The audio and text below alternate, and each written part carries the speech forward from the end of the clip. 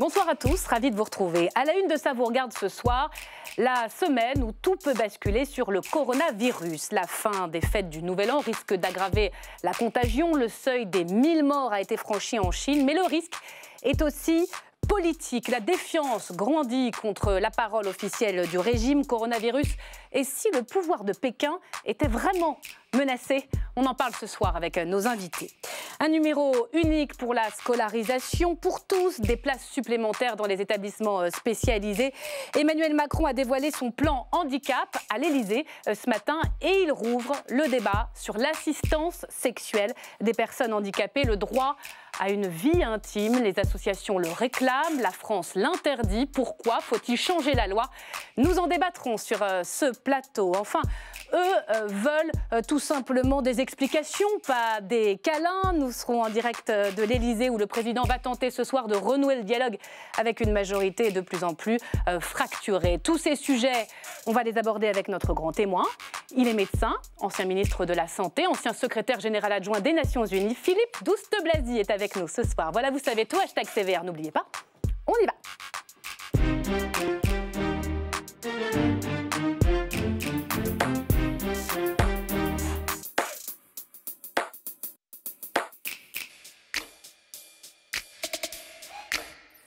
Et bienvenue à vous, chers téléspectateurs. Merci d'avoir choisi LCP. Nos invités en plateau ce soir, Philippe Douste-Blazy, bonsoir. Bonsoir. Et merci donc d'être notre grand témoin, plusieurs fois ministre. Vous pilotez aujourd'hui Unit Life. C'est un programme de lutte contre la malnutrition chronique, notamment en Afrique et en Asie. Vous aviez lancé il y a quelques semaines un appel à l'OMS, l'Organisation mondiale de la santé, pour qu'elle élève son niveau d'alerte sur le coronavirus. Aujourd'hui, l'OMS parle de menaces très graves pour le monde. Je la cite, les critiques à l'égard de Pékin se multiplient et le régime chinois semble, je dis bien semble, ébranlé. On en parle avec vous ce soir. Alice Ekman, bonsoir. Bonsoir. Merci d'être là. Vous êtes analyste, responsable de l'Asie à l'Institut d'études sur la sécurité de l'Union européenne, spécialiste de la Chine. Vous publiez cette semaine Rouge vif, l'idéal communiste chinois, c'est aux éditions de l'Observatoire. Antoine Bondaz, merci d'être là. Et bonsoir, vous enseignez à Sciences Po Paris, spécialiste de la Chine à la Fondation pour la recherche stratégique. Et Christophe Najlen, bienvenue à vous. Vous êtes député UDI des Vosges, vice-président du groupe d'amitié France-Chine. Vous avez vécu dans ce pays. Je vous donne la parole dans un instant. Celui qui ouvre le bal, vous le savez, c'est Stéphane Berkowski pour son billet. Si j'ai bien compris, c'est parti. Bonsoir madame, bonsoir Myriam, bonsoir messieurs. Bonsoir Stéphane. Installez-vous, si j'ai bien compris ce soir. Alors, si j'ai bien compris Myriam, la dictature, c'est pas le remède le plus approprié pour empêcher la propagation d'une épidémie. Pourtant, au départ, on pourrait croire. Tu vois, un régime autoritaire comme en Chine, ils ont vraiment toutes les manettes, ils peuvent décider de manière efficace, sans tarder, pas en tergiversant comme nous en France, dès qu'on prend une décision, l'opposition est contre, ça discute sans arrêt.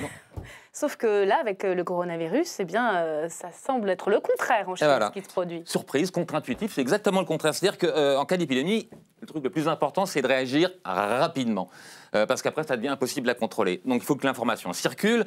Et dans un régime autoritaire, ce n'est pas le cas. Donc, le problème d'un régime autoritaire, c'est que une épidémie, avouez que c'est une très, très mauvaise nouvelle. Or, dans un régime autoritaire, on censure les mauvaises nouvelles, évidemment, puisque tout doit bien se passer, vu que le régime est responsable de tout et que les dirigeants sont très avisés. Donc, forcément, on n'est jamais au courant quand ça démarre. Et c'est ce qui s'est passé en Chine, la censure. Voilà.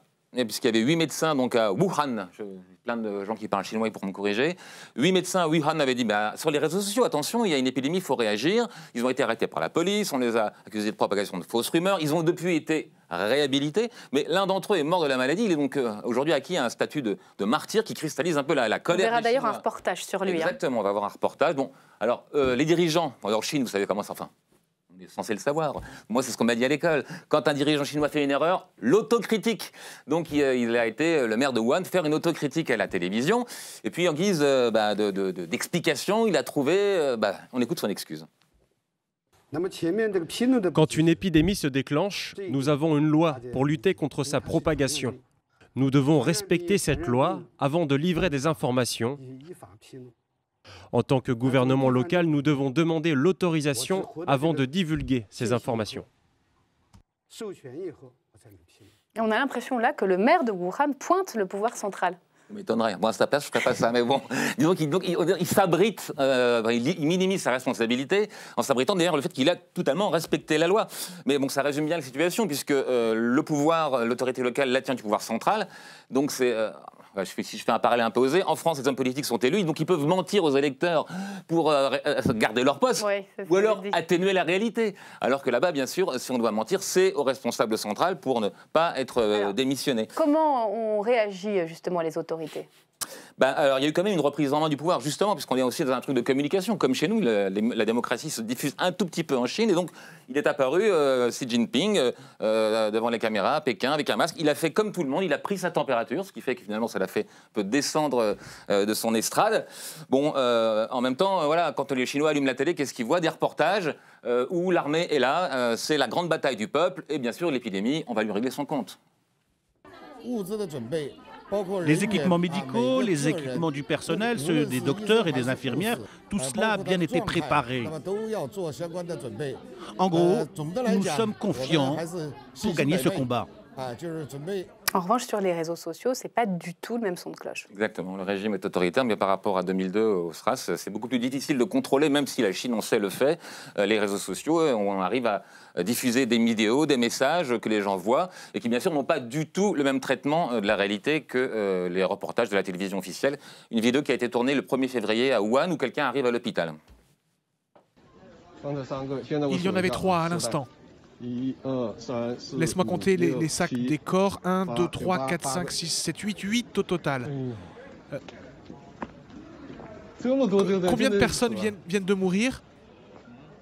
Quand est-ce que ça s'est passé? Hier? Oh mon Dieu. Il y a plein de morts. C'est le bon département, je viens d'entrer. Il y a quelqu'un qui bouge des corps. La question maintenant, c'est est-ce que Xi Jinping est fragilisé? On a tous les experts sur le plateau pour répondre à cette question, mais moi je ne suis pas trop inquiet, en tout cas pour lui, même s'il est fragilisé. Il y a quand même peu de chances, vous nous direz si c'est le contraire, qu'il y ait un mouvement type gilet jaune en Chine. Il me semblerait, moi, que si on disait Xi Jinping démission, ou si on brandissait sa tête sur une pique, je pense qu'il y aurait une répression un peu plus féroce qu'en France. Bon, allez, on va débattre à présent. Je vous propose qu'on parte des chiffres après ce billet de Stéphane. Est-ce qu'on peut leur faire confiance, Alice Ekman? 1018 morts, 43 000 personnes contaminées par le virus. Est-ce que les chiffres de Pékin sont faux? Moi-même, c'est difficile aujourd'hui de vérifier ces chiffres. Je ne suis pas sur le terrain à l'heure où je vous parle. Il y a un débat assez ancien sur les chiffres en Chine, sur les statistiques notamment économiques. Là, sur les statistiques, je pense que maintenant, il y a eu tellement de débats au début de la crise sur le nombre, justement sur ces chiffres, sur le nombre de morts qui n'auraient pas été déclarés, car il y a eu plusieurs étapes de comptage, avec aussi des temps d'absence de comptage et aussi, en tout cas, des temps de non-diffusion du comptage et des temps de mise à jour de ces diffusions, des silences qui peuvent alimenter les doutes sur la fiabilité. C'est qu'on est là dans une stratégie, en tout cas dans des enjeux de communication, alors que le monde regarde la Chine. La Chine essaye de communiquer au maximum sur les chiffres. En tout cas, elle le fait davantage qu'au début de la crise. Mais moi-même, je n'ai pas les instruments pour vérifier ces chiffres ici sur le plateau. Philippe Douste-Blazy, vous aviez alerté l'OMS en disant qu'il faut absolument monter en gamme le niveau d'alerte. Le docteur Tedros, le directeur général de l'OMS, dit aujourd'hui nous ne voyons peut-être que le sommet de l'iceberg. Il parle de quoi, là? De ce qui se passe en Chine ou du risque sur l'ensemble de la planète? C'est-à-dire qu'il y a ce que l'on sait, ce que l'on connaît, c'est-à-dire plus de 1000 morts, 42 000 ou 45 000 contaminés. On sait que lorsque quelqu'un a le virus, il va à peu près transmettre entre 2 et 3 personnes, 2,5 personnes, et on sait que le taux de mortalité est entre 1 et 2,4%. Ça, on le sait. Ce que l'on ne sait pas, maintenant, c'est ce qui va se passer. Il faudrait que l'OMS, maintenant, ait un petit coup d'avance. Mais l'OMS envoie une mission internationale d'experts sur place, dirigée par un scientifique canadien qui s'était occupé d'Ebola. Ils peuvent travailler, là? C'est possible de leur donner des informations une fois qu'ils sont là-bas? Maintenant, nous sommes surtout avec un peu de retard. Donc l'OMS aurait dû être là depuis le premier jour, me semble-t-il. Elle a failli. Mais maintenant, l'OMS est là. Qu'est-ce qu'ils vont regarder? Ce qu'il faut regarder, c'est une chose. Est-ce que... Parce que ce que vous avez dit est à la fois vrai et faux. C'est-à-dire que ce qui est vrai, c'est qu'il y a eu un retard à l'allumage entre le 15 décembre et le première semaine de janvier. Xi Jinping a parlé le 20 janvier officiellement. Voilà. Mais par contre, une fois que le 8 ou 9 les autorités janvier, sont mis en quel branle. est le pays au monde qui aurait dit qu'il faut confiner 60 millions de personnes? En tout cas, en Europe, oublié, ce serait déjà partout ce virus. C'est vrai, il y a aussi le fait d'avoir construit un hôpital en 10 jours, mais malgré tout, on parlait des chiffres au départ. Au début de l'épidémie, il y a un médecin à Hong Kong, Gabriel Leung, il s'appelle, qui lui faisait un calcul en disant... On nous dit 4000 cas, moi je dirais bien 20 fois plus. Donc, mais Gabriel Leung, je vais en parler parce que c'est extrêmement Allez-y, alors important. expliquez pour ceux qui n'ont pas suivi le dossier de près. Actuellement, il y a 2 grandes écoles en épidémiologie. Je suis épidémiologiste. D'un côté, il y a Columbia, qui dit normalement on devrait avoir un pic dans les 2 prochaines semaines. Et puis, il y a un petit risque quand même, c'est le sursaut, puisque les gens finissent leurs vacances du Nouvel An le 9 février. Et prenez les 4 villes, les grandes villes chinoises de plus de 20 millions d'habitants. Pékin, 24 millions. Il y avait 8 millions de gens en dehors de Pékin au moment... Donc le retour au travail va forcément aggraver le risque de contagion de fait. Et ensuite, Gabriel Leung, là la question est extrêmement importante, c'est de dire... On parlait des chiffres, on se disait, mais est-ce qu'on peut faire confiance à Pékin? Donc lui, non, mais d'abord, Pékin... D'un côté, a eu du retard d'allumage, je répète, et deuxièmement, ils ont confiné 60 millions de personnes. Ça, il faut quand même leur dire merci pour ça, quand même, parce que c'est pas évident de le faire. La question qui est posée, qui est importante, c'est est-ce que les mesures drastiques qu'ils ont prises sont les bonnes mesures? Et ça, personne ne sait aujourd'hui quels sont les résultats de ça. Si la réponse est oui, moi je le crois, elles sont efficaces. Alors ça veut dire que dans les villes à côté, dans les pays à côté, comme la Thaïlande, ils ont commencé à confiner. Très bien. Mais en Indonésie, 300 millions de personnes, 0. Donc la question que l'OMS doit se poser très vite, est-ce que oui ou non, ces mesures en Chine sont efficaces? Et si oui, il faut le faire dans les pays à côté. D'accord. Reste après la question, en effet, de la montée exponentielle, dit Gabriel Leung, qui est tout à fait possible dans les jours qui viennent sur les villes chinoises. Parce que même si la mortalité, il faut le dire, reste faible, la propagation... 3%, vous trouvez que c'est très inquiétant? La propagation est assez importante, mais surtout, ce qui n'est pas normal, mais je pense que mon voisin va le dire, ce qui n'est pas normal, c'est que lorsque vous comparez le taux de mortalité à Wuhan et vous comparez le taux de mortalité à Hong Kong ou ailleurs, ou à Hangzhou, vous voyez que c'est pas pareil. Donc ça veut dire que le numérateur ou le dénominateur est quelque part falsifié, quelque part, parce qu'un virus, il est quand même potentiellement dur, partout. Partout. Il ne peut pas se propager plus vite. Il est plus dur en dehors de Chine qu'en Chine, c'est ça? Par exemple, et surtout... Donc, on a tendance à penser que les Chinois minimisent. Alors voilà, premièrement, et deuxièmement, en Chine, il n'a pas la même virulence. Donc ça, c'est pas normal. Antoine Mondas, qu'est-ce qui va changer avec la fin des fêtes du Nouvel An, concrètement? On va revenir au travail dans des provinces comme le Hubei, où il y a Wuhan, l'épicentre, où tout le monde reste confiné? Non, il faut être extrêmement clair. Vous avez de nombreuses villes qui restent confinées, où la mise en quarantaine se poursuit et même renforcée.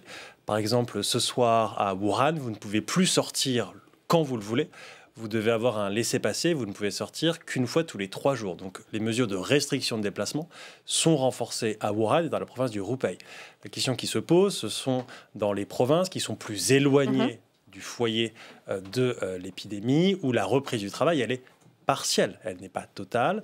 Quelques usines rouvrent, pas toutes. Par exemple, les usines de Foxconn, les usines d'un sous-traitant d'Apple, qui produisent notamment les iPhones dans la province du Guangdong, donc au nord de Hong Kong, restent fermées. Et toutes les provinces à risque restent fermées. Le principal problème pour les autorités à Pékin, c'est que la stratégie initiale a été de circonscrire la crise de façon spatiale et de façon temporelle, c'est-à-dire d'en faire une crise à Wuhan et d'en faire une crise de courte durée. Or, le principal problème auquel les autorités font face aujourd'hui, c'est que la crise, elle est évidemment nationale, non pas seulement puisqu'il y a des cas sur l'ensemble du territoire, ça fait déjà 2 à 3 semaines, mais que des mesures de restriction de déplacement ont été prises dans l'ensemble des provinces en Chine. Et deuxièmement, c'est une crise qui est là pour durer, au moins sur le moyen, voire le long terme. Et ça, c'est évident dans les différentes annonces qu'on a du gouvernement et surtout du parti en Chine. Christophe Najlen, vous êtes membre, donc vice-président de ce groupe d'amitié France-Chine. Vous dites quoi à nos ressortissants? Revenez. Et à ceux qui voudraient partir, je sais que votre sœur travaille en Chine, est revenue. Ne repartez pas. Ne repartez pas, bien entendu. En fait, on a vraiment 2 crises. Une qui est dans la province du Hubei et après sur le reste de la Chine. Et ce que vous disiez tout à l'heure est tout à fait exact. Le Roubaix est complètement fermé, toutes les villes qui sont dans cette province. Mais même Shanghai, si on prend Shanghai, aujourd'hui, toutes les entreprises, depuis 10 jours, sont fermées, mis à part les principales entreprises de télécommunications et autres. Et elles vont rouvrir. Elles vont rouvrir. Elles vont reprendre le travail. Mais avec énormément de télétravail pour les entreprises qui le peuvent. J'avais des expatriés au téléphone pas plus tard qu'aujourd'hui qui font du télétravail et on leur demande de continuer à en faire. Il y a un problème inflationniste aussi, parce que c'est-à-dire que toute la nourriture commence à prendre des proportions assez importantes parce qu'il y a un problème de ravitaillement. La hausse des prix. Donc c'est une réalité non seulement pour les Chinois, mais aussi pour les expatriés qui vivent sur place. Et le donc, régime promet de punir ceux qui profiteront de la situation. Oui, mais à un moment donné, vous savez, la problématique avec la Chine, il y a ce qu'on voit et ce qu'on voit pas. Ce qu'on voit, le message qu'ils ont voulu faire passer, c'est quoi? C'est on est extrêmement rapide, extrêmement réactif, on a construit un hôpital en 10 jours. Non mais ça a été un message, on a vu des vidéos que là-dessus. Deuxième point, on cantonne la province du Roubaix, personne ne peut sortir, donc grosso modo, on cantonne toutes les personnes qui sont infectées dans cette province-là, et ne vous inquiétez pas, pour toutes les autres villes, on va gérer. D'ailleurs, si on regarde, on parle de 42 000 personnes infectées en Chine et de 43 800 personnes infectées sur le reste du globe. Donc 1800 personnes le reste du monde, 42 000 en Chine. Effectivement. Je voudrais qu'on parle quand même de la dimension politique de cette crise.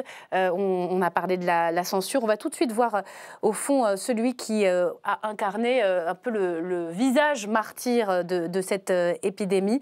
Il s'appelle donc Li Wenliang. Il est médecin. Il avait pris la liberté de discuter sur Internet avec des confrères dans le monde pour remettre en cause la version officielle du régime. C'est lui qui a joué les premiers lanceurs d'alerte pour de plus en plus de Chinois. C'est la censure qui l'a tué. Ahmed Tazir. L'annonce a fait l'effet d'une bombe. Vendredi dernier, le coronavirus fait une nouvelle victime, Li Wenliang, un jeune ophtalmologue de 34 ans. C'est l'un des premiers à avoir alerté sur l'apparition de l'épidémie. À l'époque, il avait été accusé de diffuser de fausses rumeurs, convocation au poste de police et sommation de se taire. Le médecin est devenu aujourd'hui un symbole, celui de la lutte contre l'opacité du système chinois. À Hong Kong, plusieurs dizaines de personnes ont participé à une veillée funèbre pour lui rendre hommage. Le sifflet pour ne pas oublier le lanceur d'alerte.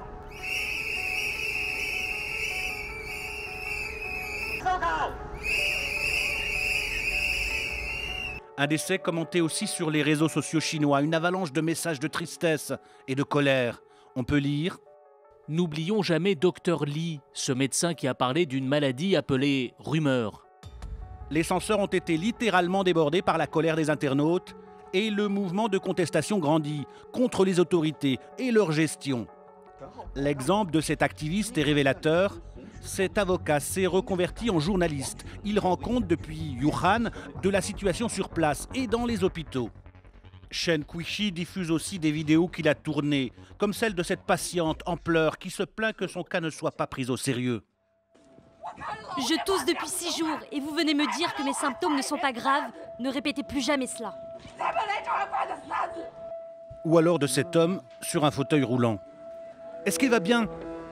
Il est décédé. Il est mort? Oui. Si je survis ici, je raconterai tout ce que j'ai entendu et vu. Gouvernement chinois, je n'ai pas peur de vous. Mais depuis jeudi dernier, plus aucune trace de l'activiste. Et voilà les réseaux sociaux qui prennent de vitesse l'administration chinoise. En réponse, les autorités annoncent leur mise sous surveillance spéciale pour contrôler plus strictement les informations diffusées en ligne. Un tournevis supplémentaire dans la censure qui montre l'inquiétude du régime chinois. Alice Ekman, je voudrais qu'on s'attarde sur ces critiques à l'égard du pouvoir, les réseaux sociaux. Est-ce que c'est véritablement inédit, ces scènes de sifflement pour critiquer, au fond, le silence des autorités? On a vu des hashtags sur la liberté d'expression, des mots qui disent « je ne comprends pas », notamment après la mort du médecin. Est-ce qu'on est là? On sait ce qui s'est passé à Hong Kong, mais là, on est ailleurs. Donc, est-ce que c'est nouveau? Est-ce que l'ampleur de la critique est plus importante que par le passé? Les critiques ne sont pas nouvelles. Il y a de nombreuses critiques en Chine des mouvements sociaux, en ligne ou hors ligne, sur, par exemple, les entreprises polluantes, sur le système, sur la situation environnementale en Chine généralement. Il y a eu aussi des mouvements sociaux venant des travailleurs migrants. Ce qui est sûr, c'est que là, il y a eu un cas vraiment cristallisant. Puis le fait de la gravité du sujet qui touche un grand nombre de personnes, et puis aussi de l'émotion qui s'est cristallisée sur le docteur Li Wenliang. Donc il y a de qui émanent les critiques? C'est la jeunesse principalement, c'est qui, on le sait, tout le monde. Il y a plus d'1 milliard de commentaires suite à sa mort, donc je pense qu'il y a une diversité de perceptions et d'émotions. Mais d'un point de vue analytique, d'un point de vue aussi d'analyse politique au sens strict, je pense qu'il ne faut pas sous-estimer l'efficacité de la censure. C'est-à-dire que c'est une censure qui reste forte, à géométrie variable et qui s'est renforcée au cours du temps, comme l'a indiqué le reportage. Et aujourd'hui, la Chine a les moyens technologiques et humains de contrôler très rapidement, même si elle a été dépassée à un moment. Donc je pense que pour différents facteurs, il y a d'un côté, les organes de propagande, c'est de deux manières. C'est à la fois, il y a la censure, c'est-à-dire la suppression de contenu, mais aussi la création de contenu favorable et positif, avec maintenant un développement de nouveaux éléments de langage, de promotion de nouveaux éléments de langage. Donc, suppression de contenu, est-ce que les sites sont fermés d'accès à des sites d'information? On sait que les réseaux sociaux sont très populaires en Chine. Quels sont les moyens de la censure concrètement? Parce qu'il y a aussi des arrestations. Il faut être clair, aujourd'hui, il est impossible pour Pékin de bannir complètement les réseaux sociaux pour une raison simple, c'est qu'ils n'ont jamais été aussi utiles dans la vie des gens, puisque quand vous êtes confiné chez vous, c'est votre seul lien social avec votre famille, avec vos amis. Donc ce serait extrêmement impopulaire de les bannir complètement. Ce qui est sûr, c'est que comme toujours en Chine, le flux d'informations est canalisé, il est contrôlé et il n'y a pas d'expression parfaitement libre. Le cas de Li Wenliang est vraiment emblématique puisque c'est un révélateur des problèmes de gouvernance en Chine, c'est un révélateur des effets néfastes de la censure, puis c'était un personnel de santé et les personnels de santé sont évidemment mis en avant depuis déjà 3 semaines par la propagande chinoise et à juste titre, présentés comme des soldats sur le front de cette guerre contre l'épidémie. Et donc, c'est pour ça que la colère et l'émotion étaient très importantes.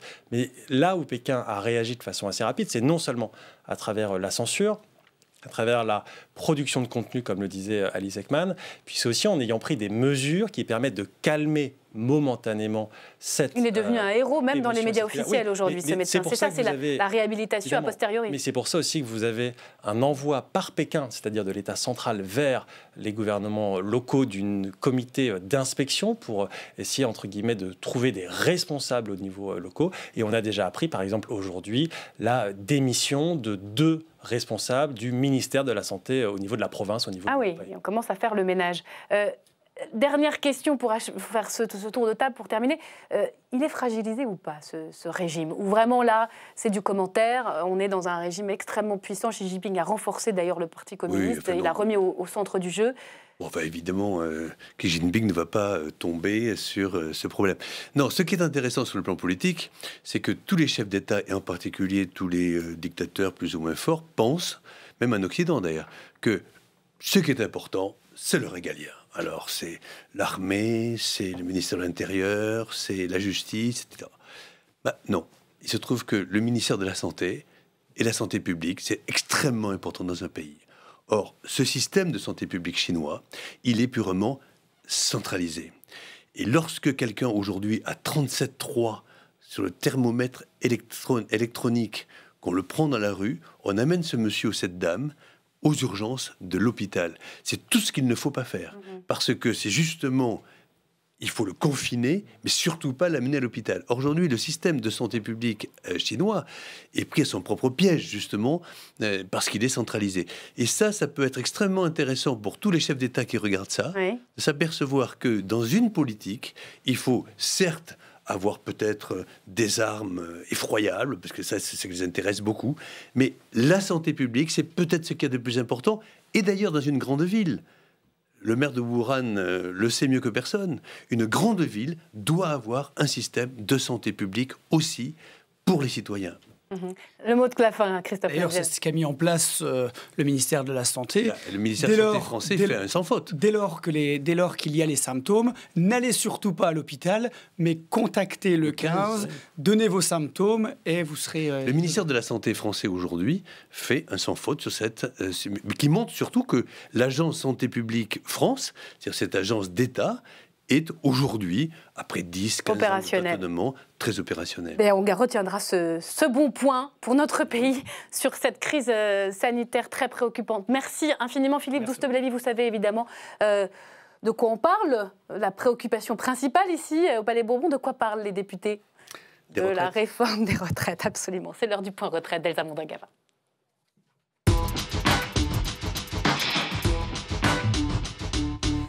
Restez avec nous. Bonsoir Elsa. Bonsoir. Alors c'est poussif, c'est parfois laborieux, ça a été même un petit peu comique. Par moments, ça reste studieux, cette commission spéciale.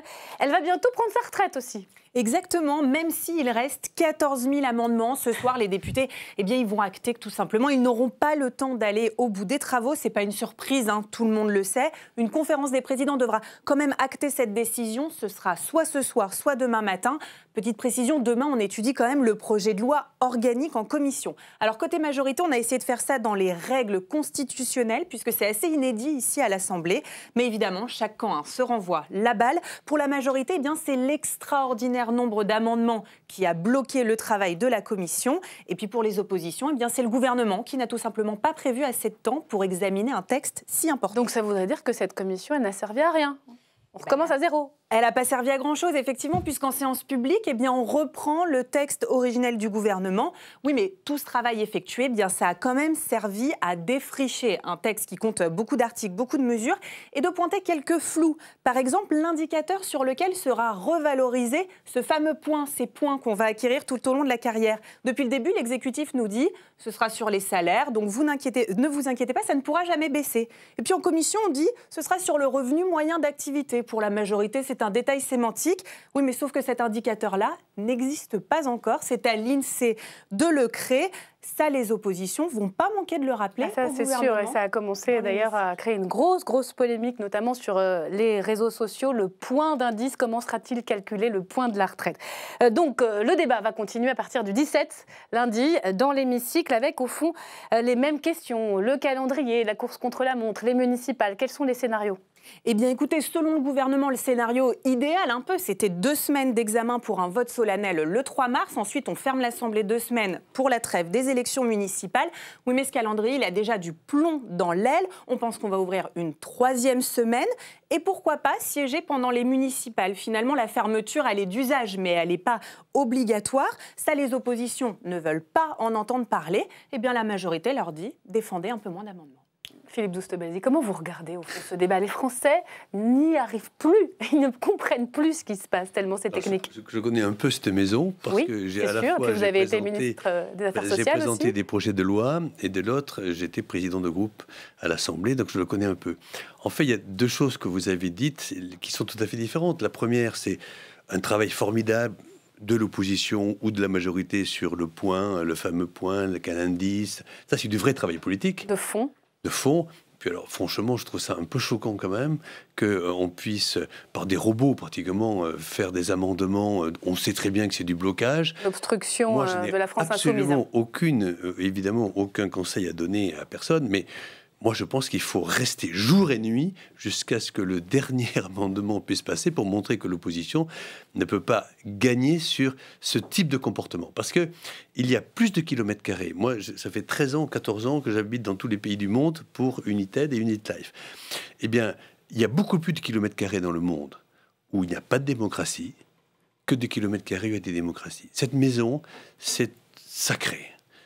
Cette maison, c'est la maison du peuple français. Il faut faire attention à ça. C'est extrêmement fragile. Il ne faut pas s'amuser avec la démocratie. Et on oublie parfois que ces biens de la démocratie sont précieux. Merci. On va maintenant parler d'un autre sujet. Il est fondamental parce qu'il traverse notre société. Il s'agit du handicap. Avant de détailler les mesures annoncées par le président de la République ce matin, cette question. Pourquoi y a-t-il si peu de personnes handicapées en politique. Philippe Douste-Blazy, vous nous répondrez, mais d'abord Hélène Bonduel et Nathalie Guillouard ont suivi le seul député handicapé dans l'hémicycle. Il s'appelle Damien Abad et il s'est confié à la fois sur son engagement et sur les raisons de ce retard criant. Reportage. Merci. Le président des Républicains à l'Assemblée nationale l'assure. Ce n'est pas son handicap, une arthrogrypose bloquant ses articulations, qui l'a convaincu de s'engager en politique. Pour Damien Abad, ça n'a été ni un moteur, ni un frein, même si les premières difficultés de sa vie de militant sont vite apparues. Ce qui a été dur, je vous dis, c'est le premier tractage sur les marchés, c'est la première rencontre avec les gens, c'est le premier pas que vous allez franchir. Bien sûr, vous avez une barrière supplémentaire. Après, ça n'empêche pas, vous savez, mes adversaires ne se gênent pas pour me critiquer, c'est tant mieux, parce que c'est aussi ça la politique. Donc voilà, c'est la preuve de l'intégration, bien sûr. Comme disait Nicolas Sarkozy, il n'y a rien de pire que l'indifférence. Pour lutter contre l'indifférence, il présente en 2013 une proposition de loi qui impose un volet handicap dans chacune des lois défendues au Parlement. Ce sera son premier acte politique d'élu national. Celui qui a aussi été le plus jeune député européen à 29 ans s'étonne qu'en France, il y ait si peu d'élus handicapés. Au Parlement européen, être député et handicapé, ce n'est pas une exception. Et j'étais avec moi, j'avais un député hongrois qui était sourd-muet, j'avais d'autres personnes qui étaient en fauteuil. Et donc, c'était rentré dans le droit commun. En France, effectivement, je suis le seul député en situation de handicap. Ce que je voudrais, c'est qu'il y ait plein d'autres exemples. Allez, merci. Merci beaucoup. Et cela passe d'abord par l'accessibilité. Le député a bien un assistant fonctionnel qui l'accompagne dans les tâches quotidiennes de son mandat. Il y a bien aussi quelques rampes d'accès aux fauteuils roulants dans les couloirs, mais le vieux palais du XVIIIe siècle n'est pas vraiment adapté. Allez dans l'hémicycle et vous verrez l'étroitesse des lieux, la difficulté pour pouvoir s'asseoir sur son siège. Moi-même, il a fallu faire des travaux, casser du mobilier classé pour que je puisse bien étaler mes jambes parce que je ne peux pas plier mes genoux.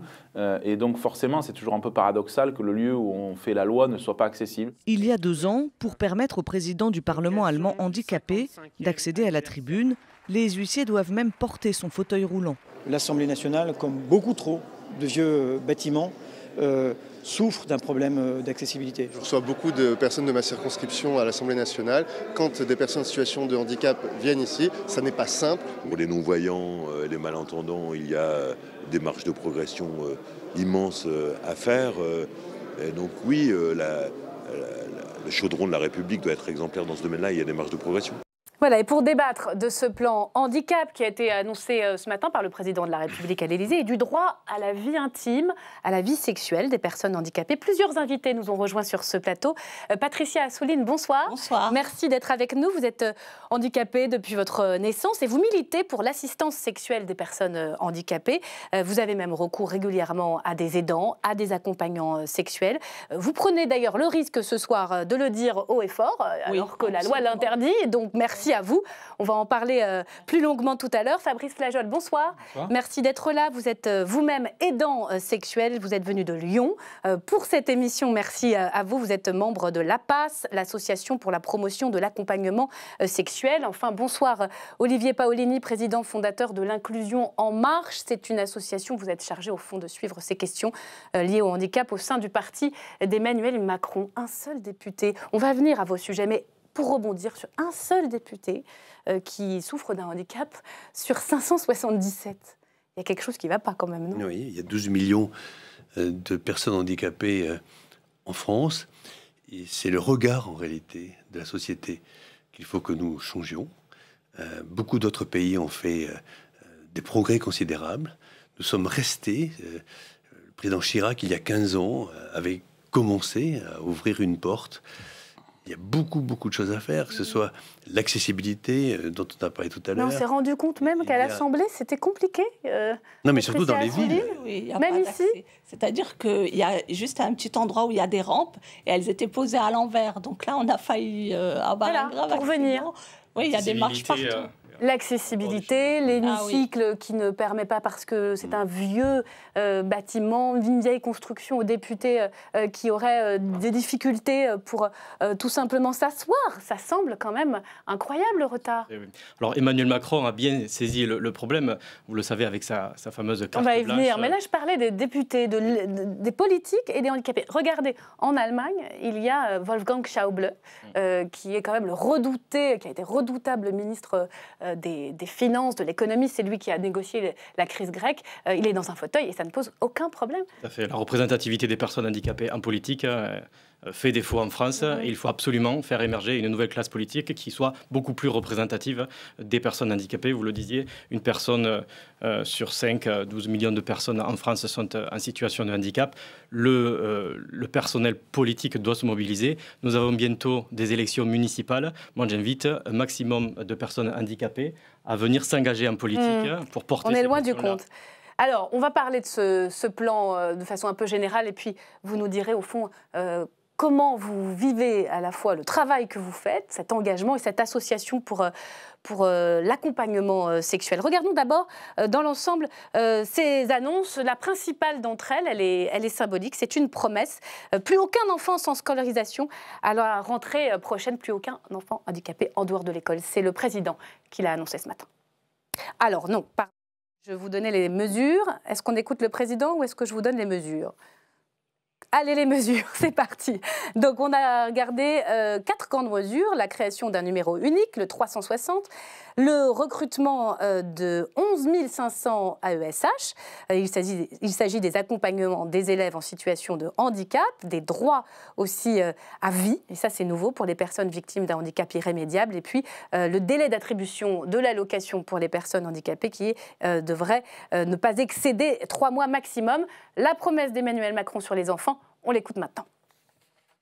Pour moi, le premier objectif, c'est qu'aucun enfant sans solution de scolarisation ne puisse encore exister au mois de septembre prochain. 1, en stabilisant des vrais contrats, des emplois bien payés, correctement payés. 2, on va poursuivre le recrutement. On vise le recrutement de 11 500 accompagnants supplémentaires d'ici 2022. Il faudra l'ajuster en fonction des besoins. Olivier Paolini, alors, ce plan a été très, très attendu. La loi Chirac remonte à 2005. Il vous semble à la hauteur, j'imagine? Tout à fait, oui.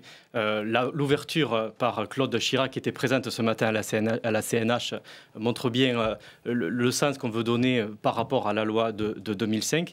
Et le projet porté par le président de la République sur la scolarisation, l'idée, c'est qu'aucun enfant ne reste sans solution et que l'école soit pleinement inclusive.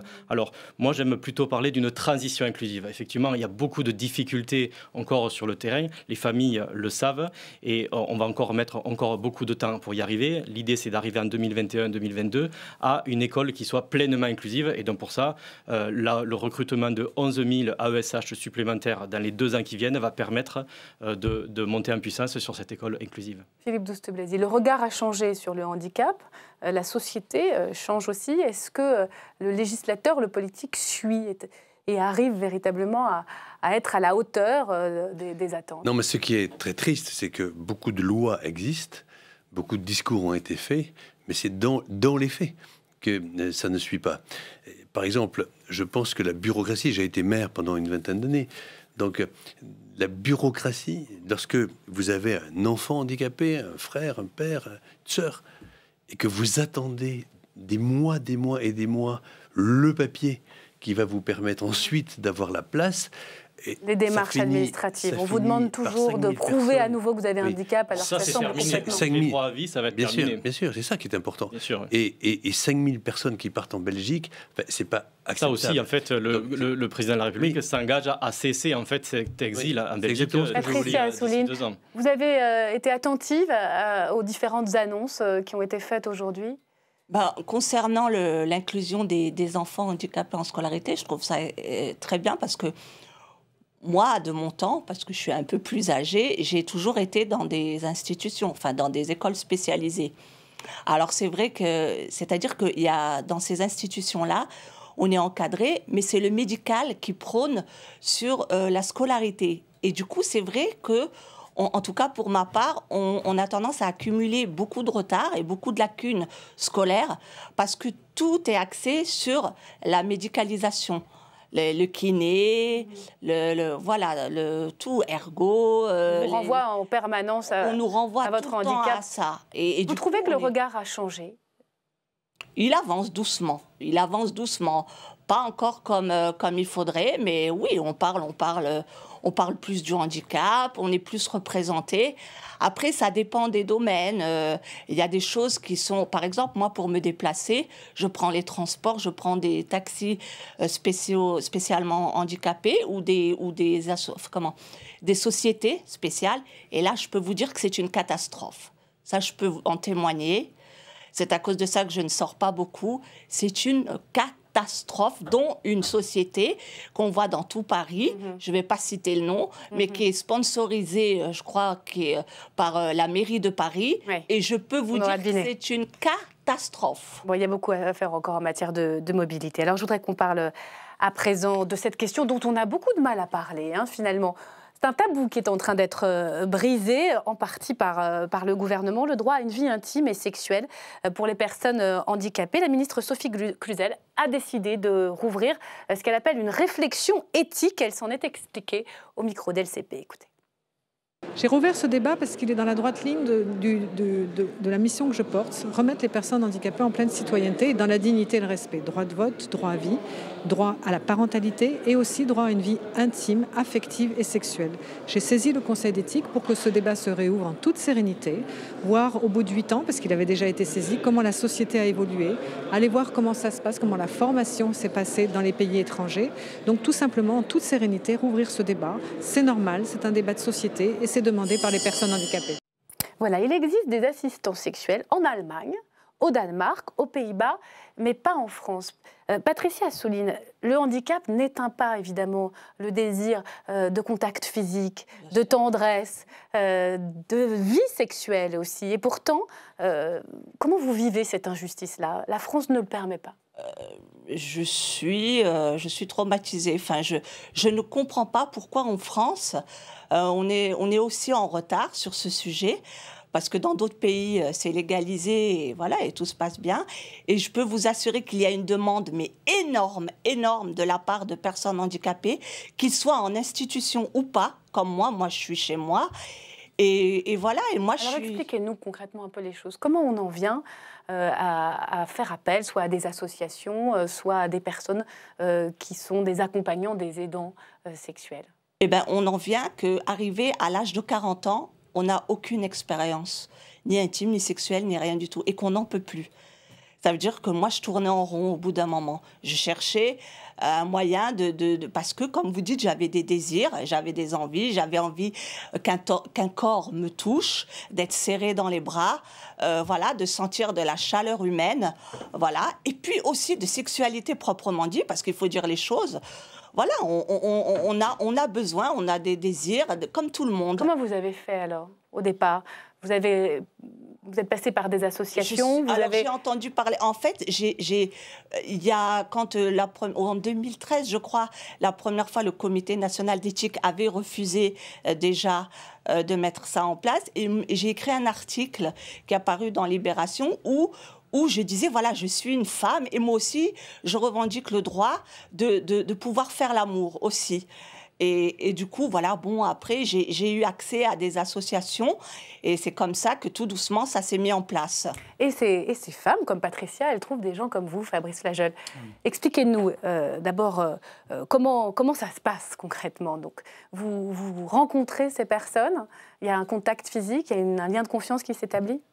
Donc, dans un premier temps, les personnes font une demande sur le site de la PAS. D'ailleurs, depuis hier, les demandes ont explosé, c'est quand même bizarre.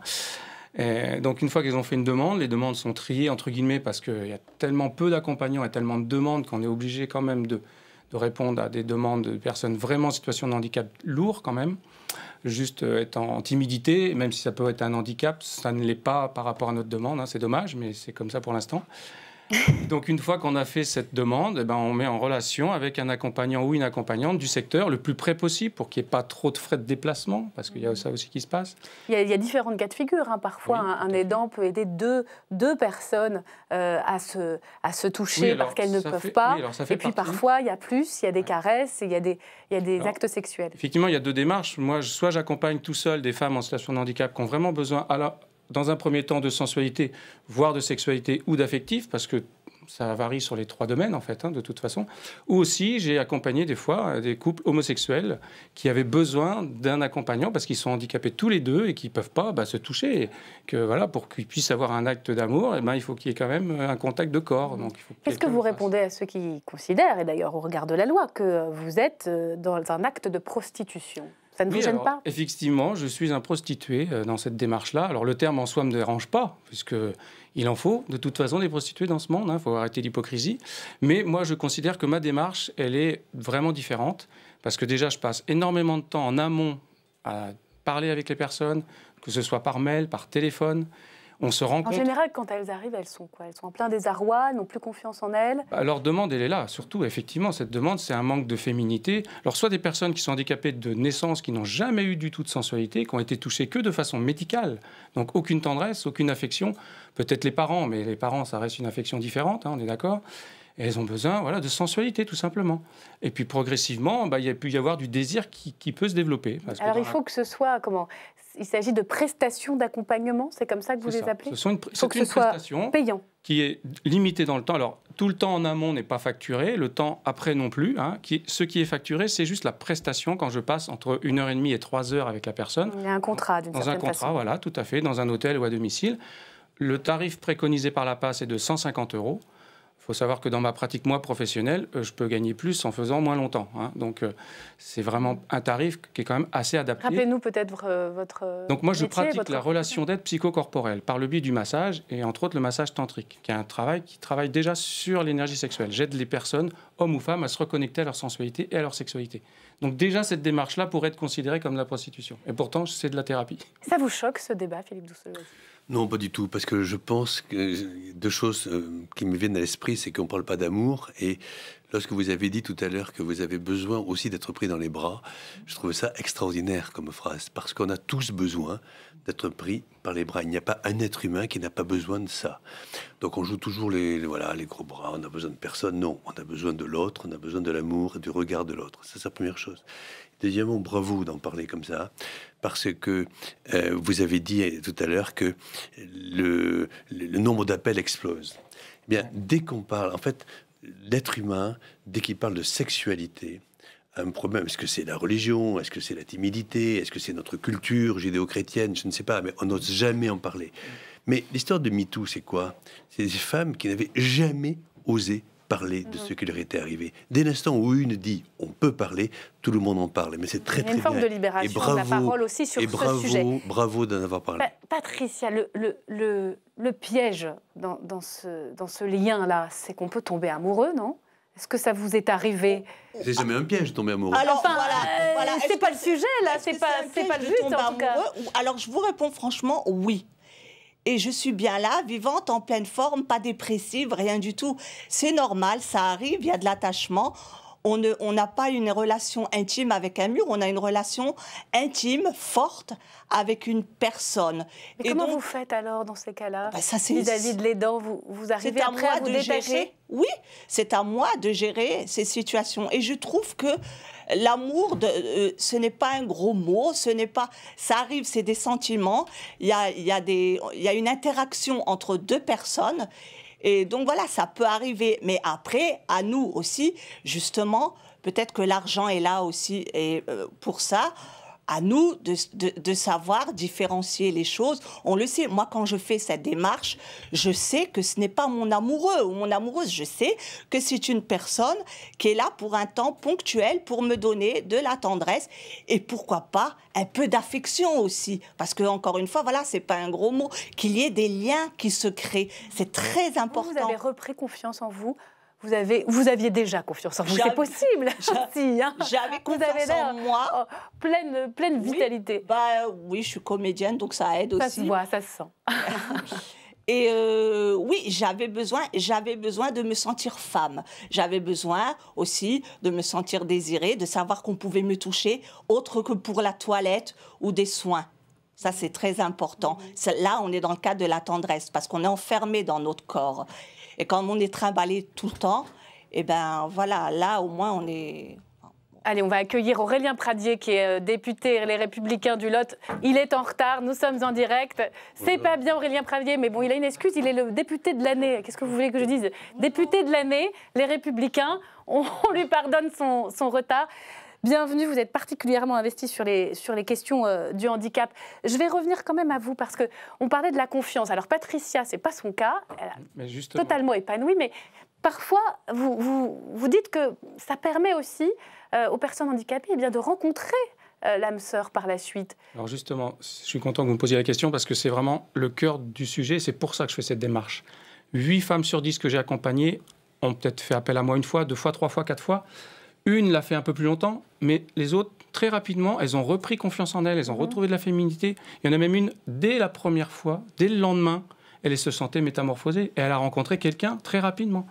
Donc c'est ça qui est fantastique dans cette démarche. Le but, c'est pas de devenir dépendant de nous, c'est de les aider, d'être des passeurs. Et vous les aidez aussi à mettre une certaine forme de limite, parce qu'on entend ce discours de Patricia qui dit « oui, je suis tombée amoureuse ». Tout à fait, ça fait partie de la relation dans un premier temps, mais on en a parlé avant, et puis c'est une prestation professionnelle cadrée, et heureusement, parce qu'effectivement, si c'était pas cadré financièrement, ça pourrait déborder et être très compliqué à gérer. Aurélien Pradier, bon, on va vous interroger directement dans le vif du sujet. On le disait, le comité consultatif national d'éthique a émis un avis négatif sur cette question des aidants sexuels, des assistants sexuels. En 2012.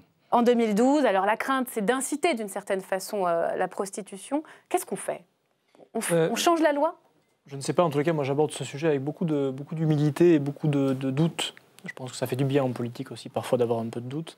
C'est une question extrêmement difficile, à 2 égards. D'abord parce qu'elle interroge un tabou de la société, et tout ce qui d'ailleurs tourne autour de la sexualité reste encore un tabou dans notre société.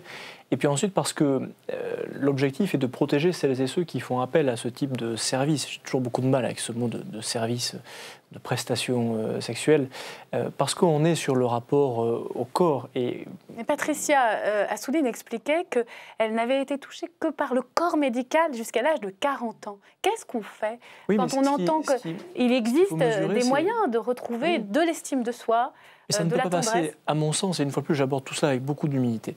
Mais je ne pense pas que ça puisse seulement passer par l'acte sexuel. Le rapport au corps ne peut pas être totalement dissocié du rapport au sentiment. Surtout lorsque, durant toute votre vie, vous n'avez eu au rapport au corps qu'un acte médical. Le jour où ce corps-là, qui vous touche, est autre chose qu'un acte médical, bien très vite, ça peut devenir une situation de fragilité pour celui qui bénéficie de cette prestation-là. Une fois de plus, ce mot est absolument terrible. Donc j'aborde toute cette question-là avec beaucoup de Olivier Paolini, il faut le dire aussi que la sexualité des handicapés est tabou. Ah oui, déjà parler de handicap, c'est un sujet qui a quand même été très longtemps tabou en France. Alors la sexualité des personnes handicapées, on est vraiment là sur un sujet qui est très très pointu au niveau de ce qui est tabou en France. Et c'est extrêmement courageux au niveau politique de le mettre sur la table. Et moi, je salue d'abord le courage des personnes qui témoignent. Et c'est très important que les personnes concernées puissent s'exprimer. Et dans ce débat qui s'ouvre sur le sujet des assistants, accompagnants ou aidants sexuels, je ne sais pas comment on pourrait le définir. D'abord, dire qu'en France, il n'y a pas encore de réglementation. Au niveau international, il y a l'OMS qui dit que la santé sexuelle favorise le bien-être.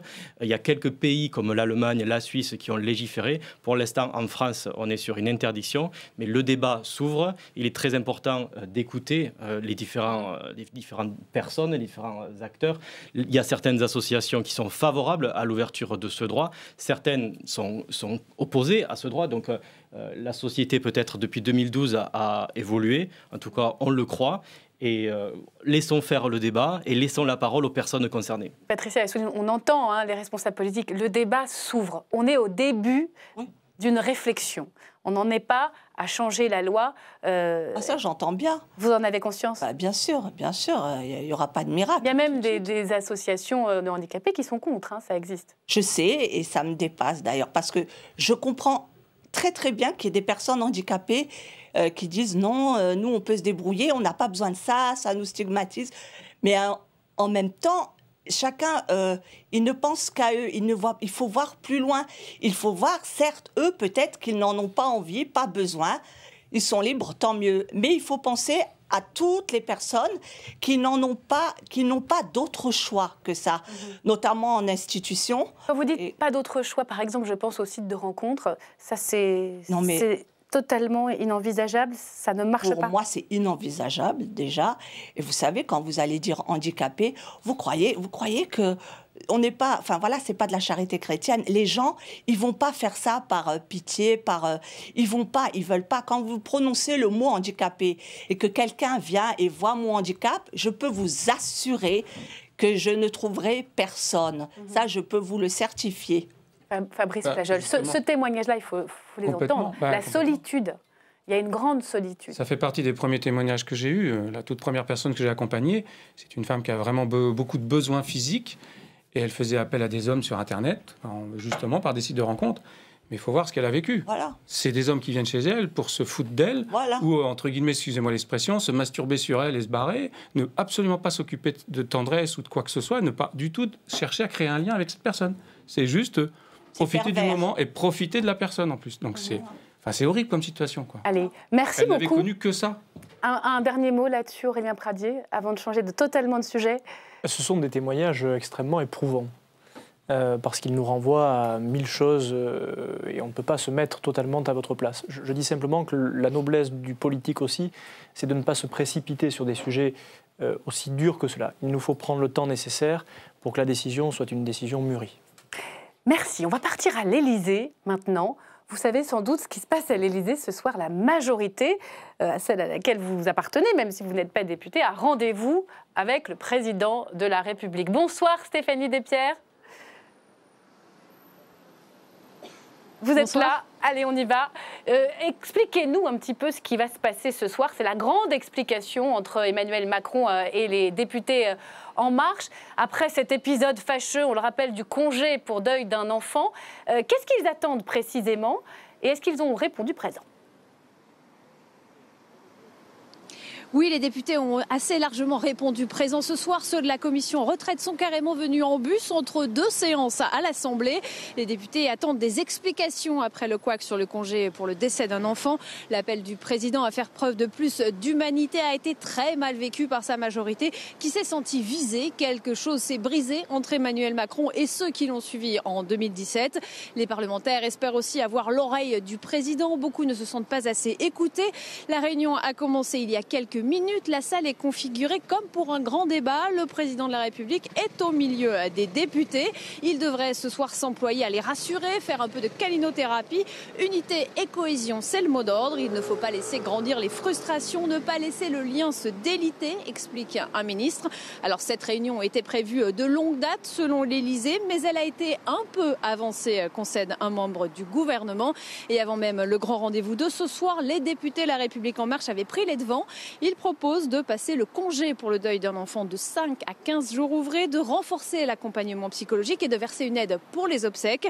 On verra ce soir après la réunion si le président a réussi à apaiser le climat, si la majorité est unie ou en plein doute. Le débat sur la réforme des retraites et les municipales seront aussi deux autres tests importants dans les semaines qui viennent. Merci beaucoup Stéphanie, en direct de l'Élysée. Un mot là-dessus, Philippe Douste-Blazy, le psychodrame entre le président et sa majorité qui en a marre d'être vu comme un groupe aux ordres, discipliné, des godillots et qui demande un petit peu de respect. Non, je ne me permettrai pas de rentrer dans ce type de débat. C'est ce soir, c'est l'actualité brûlante de la vie parlementaire. Par contre, une remarque institutionnelle. C'est très intéressant de voir que c'est quelque chose qui était impensable du temps du général de Gaulle, ou même du temps de François Mitterrand. Que les députés aillent à l'Élysée ? Oui, que les députés de la majorité. C'est-à-dire qu'on voit bien que le rôle du Premier ministre, qui a toujours été d'être le patron de la majorité, le président étant totalement au-dessus, et ne se permet pas de voir qui est la majorité ou qui est l'opposition. C'est la France et que la France. Et là, aujourd'hui, par les institutions, parce qu'on a changé ce quinquennat, ce septennat quinquennat, eh bien, le chef de la majorité, proprement dit, c'est le président. S'appelle le président. Ouais. Merci Philippe Douste-Blazy. On va faire un petit coup de chapeau pour terminer cette émission à Aurélien Pradier, parce que figurez-vous que le prix du trombinoscope a décidé de vous décerner le prix du député de l'année. Félicitations. C'est un député de l'opposition, ça doit faire réfléchir les marcheurs. Alors, content, bravo. Sur les plateaux, c'est pour ça que... Ça fait plaisir, j'imagine. Député de l'année. Oui, alors pour tout vous dire, le dernier prix que j'ai reçu qui m'a vraiment marqué, c'est celui de député. tout court. Lorsque les Lotois m'ont fait confiance... Ils sont modestes. Non, c'est pas de la fausse modestie, c'est juste que, Philippe Basile le sait mieux que moi, il y a quelque chose de dangereux en politique, ce sont les honneurs. Et donc j'essaie de m'en préserver le plus possible. Ce qui est certain, c'est que je le disais, la dernière fois que j'ai mis les pieds à l'hôtel de l'AC, qui est l'hôtel de la présidence de l'Assemblée nationale, c'était pour me faire sermonner par François de Rugy, qui considérait que j'étais pas assez sage. C'est vrai, mais au début, les papiers sur vous, c'était le grande gueule, les roquets, les jeunes cadras, LR, les Républicains qui avaient réussi à se faire élire après quand même la débâcle aux législatives. Dans une terre de gauche. Donc il faut faire aussi de la forme, pas que du fond pour être le député de l'année. Oui, enfin, il faut être soi-même, il faut avoir du tempérament, c'est ce que j'ai dit tout à l'heure. Je ne déteste rien de plus que les politiques qui n'ont pas de tempérament, dont j'en ai un peu, je suis un petit gars du Sud, et mon parcours m'a poussé aussi à ce tempérament-là. Ce que je souhaite simplement, c'est à tous les gamins de ma génération qui viennent de milieux qui ne sont pas des milieux politiques, de pouvoir un jour devenir député de leur pays. Moi, je dois absolument tout à la République, et ce soir, c'est... Mais ça dit quoi aussi que le député de l'année appartienne à l'opposition et non pas à cette majorité nouvelle qui arrive, comme vous d'ailleurs, sur les bancs de l'hémicycle? Ça dit beaucoup de choses à l'égard des députés de la majorité, mais ça, je les laisse libres. Philippe Douste-Blazy, c'est un peu les Césars des députés ce soir? Non, mais je pense que c'est pas du tout un choix politique. Je pense que c'est certainement le meilleur, probablement. C'est bon. Allez, ça existait. Le trombinoscope, c'est une institution. Oui, vous connaissez bien. On est tous plus ou moins passés dans les primes. Enfin, bravo, toutes mes félicitations. Et ce n'est que le début d'une grande carrière. Voilà, c'est fini, on s'arrête là. Merci à tous d'être venus sur le plateau d'LCP. Merci infiniment, Patricia Assouline, d'avoir accepté notre invitation. Avant de se quitter, une pensée aussi pour les proches et la famille de François André. C'est un député d'Ille-et-Vilaine qui est décédé la nuit dernière. La Bretagne a perdu un fils, a déclaré Richard Ferrand tout à l'heure lors de la minute de silence à l'Assemblée. François André avait été élu en 2012 sous l'étiquette socialiste avant de rejoindre La République En Marche en 2017. Tout de suite, votre soirée documentaire Jean-Pierre Gracien. Bonsoir, merci et à demain.